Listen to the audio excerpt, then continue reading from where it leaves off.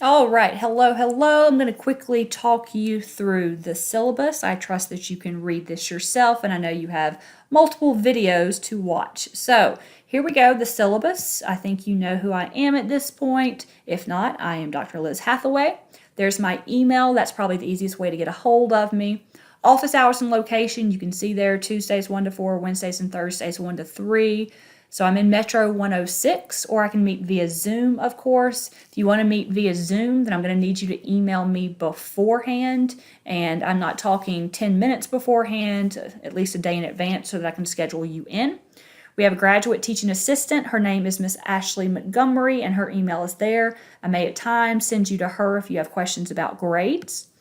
You can see here we are an online asynchronous course. The course student learning outcomes.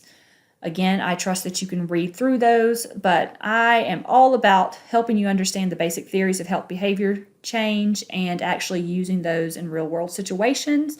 And especially important, number 4, developing skills and knowledge about principles of health behavior change that you can apply in your future profession. So I really want you to take material from this course. The required course materials, you will see the textbook. You will indeed need it.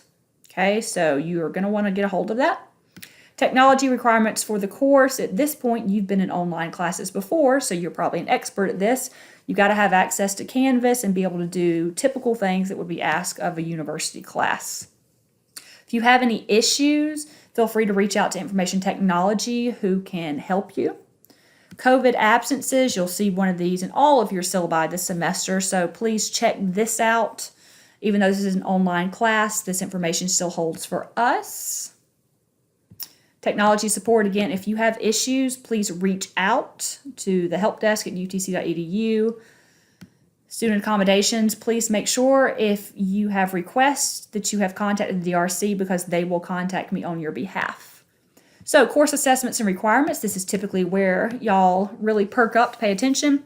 The syllabus check and agreement, you will see that that's going to be Wednesday, August 18th. I went ahead and put a note in here because I typically get emails about this. Any type of learning check or syllabus check becomes available on the due date at 12 a.m. and it must be completed by 11:59 p.m.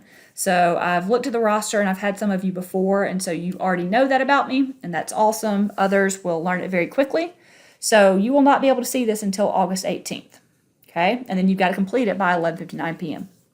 Each week you're going to have weekly videos. They are due by Wednesdays. Also, each week you're going to have learning checks. Those will be on Fridays. And again, they become available at 12 a.m. on the due date and must be completed by 11:59 p.m. You have that 24 hours to complete it. If I receive an email and you're asking, hey, when does the learning check become available? I will know that you have not listened to this. So I will refer you to this video. You're also going to do weekly video reply boards, and those will be due Friday. So again, if you've had me before, you probably already know how this works. You have an individual health behavior change project in this course. I'm really big on you learning by doing, and this is the best way for you to really learn these principles. And so you can see the various due dates. It's a 13-week project, but I have you submit it at 4 different time points so that you're getting feedback and it's not such a great project at the end to turn in. And then final exam, Wednesday, December 2nd. So that's 500 points. You can see there the course grading policy. Please realize that if you end the semester with 449 points, meaning that's what you earned, those are the points that you earned, well, then you have earned yourself a B. I do not round grades. Keep that in mind.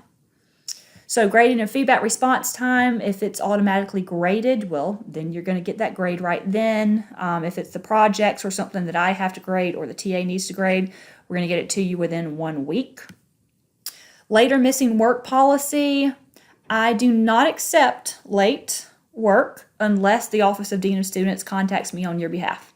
Okay, I'm trying to set you up for your future profession where there are due dates and you have to be ready to turn that stuff in, okay? But I do realize that sometimes things come up, and again, we are still living in COVID, so if something's going on, I will quickly suggest that you contact Office of Dean of Students, and then they will contact me on your behalf. I'm not going to make the decisions, okay? The Office of Dean of Students, that's what they're there for. If I hear from them, and then that way we'll be on the same page, and I'll work with you then. Student conduct policy, I'm sure you all read that each semester. Honor code pledge, full disclosure, I do not handle cheating well.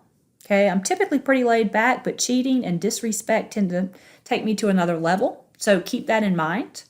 Course attendance policy, this is an online asynchronous course.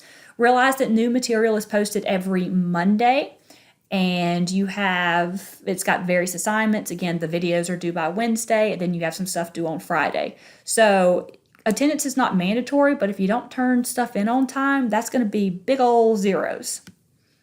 Participation contribution, I assume that you are going to be involved in the course. Professionalism, you should be seniors. Some graduate in December, some graduating in the spring. I assume you're going to act professional in this course. If there are issues that need to be addressed, don't have no fear. I will address them. Email. When you email me, a couple of things, because I'm trying to prepare you for the workforce. Please use the professor's name in the greeting in the email correspondence. When you email me, do not act like you are texting me, because you are not. Okay? You're not going to be texting your boss like that. You want to have a nice little heading like, "Hi, Dr. Hathaway. Hi, Dr. H."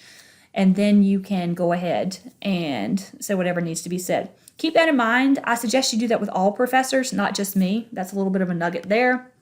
48-hour rule. I expect that you're checking your UTC email and also Canvas. And so if I contact you, if I have a question about something that I need your clarification on, you've got 48 hours. If not, then it's going to hold. Extra credit, that is up to me. Course learning evaluation, we ask that you do those at the end of the semester clearly. All right, so if you've had me before, this is typically the way I have the syllabus. I try to make it as clear as possible.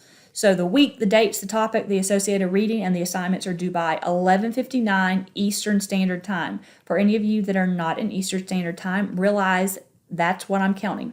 Okay, so I assume that you're going to make the appropriate accommodations for yourself. So new material comes out Monday, and I give you the associated readings, and then you can see here Wednesday, you've got a syllabus check-in agreement. Again, remember, this does not become visible until that day. Okay, your video number 1 is due, and then Friday, you can see you have your learning check. Again, it becomes available at 12 a.m. on Friday. You have until 11:59 p.m. to complete, and then your video reply board. And then week 2 is released on Monday, and you have assignments that are due throughout the week. Okay, I trust that you can read the rest of this, so that is all I have here.